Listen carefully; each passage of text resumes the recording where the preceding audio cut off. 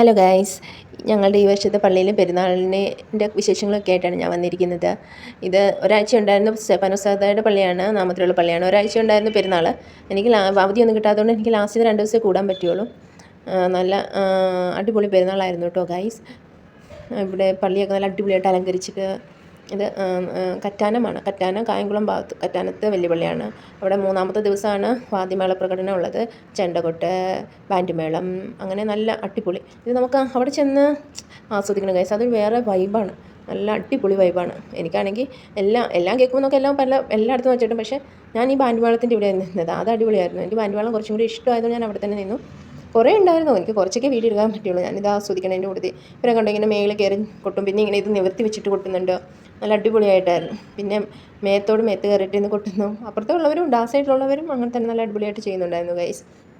പിന്നെ അതിൻ്റെ ഇടയ്ക്ക് ഈ മണ്ണെണ്ണ കുടിച്ചിട്ട് ഇങ്ങനെ തീ തുപ്പുന്ന സംഭവം അതൊന്നും എടുക്കാൻ പറ്റിയില്ല, പക്ഷെ ഞാൻ കണ്ടിരുന്നു.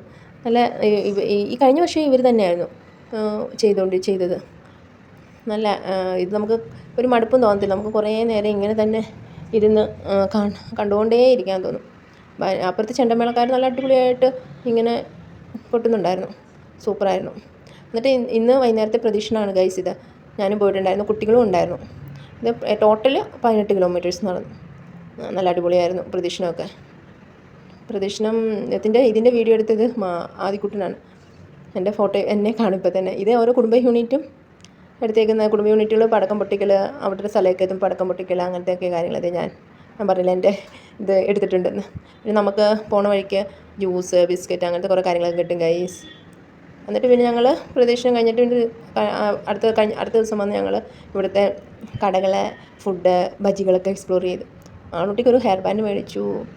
പിന്നെ ഞങ്ങൾ ഫുഡാണ്, ഐസ്ക്രീം കഴിച്ചു, ബജികൾ കഴിച്ചു.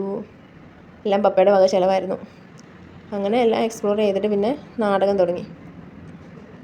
നാടകം ഫറവൻ അത് കണ്ടു. അത് കഴിഞ്ഞ് പിന്നെ വെടിക്കെട്ടാണ്. ഞങ്ങൾ വെടിക്കെട്ട് പ്രതീക്ഷിച്ചാണ് പിന്നെ അവിടെ വീട്ടിൽ നിന്നത്.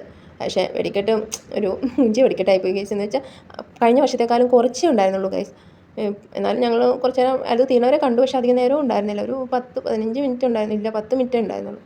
അങ്ങനെ ഞങ്ങൾ പള്ളി കഴിഞ്ഞ് പ്രാർത്ഥിച്ച് അടുത്ത വർഷം പെരുന്നാളിന് വരാമെന്ന് പറഞ്ഞ സഹതായോട് പറഞ്ഞിട്ട് പോകുന്നു ഗൈസ്. ഇത്രയേ ഉള്ളൂ. ഞങ്ങളുടെ വീഡിയോ ഒന്ന് ലൈക്ക് ചെയ്യണേ, ചാനൽ ഒന്ന് സബ്സ്ക്രൈബ് ചെയ്യണം കേട്ടോ ഇഷ്ടപ്പെടുവാണെങ്കിൽ.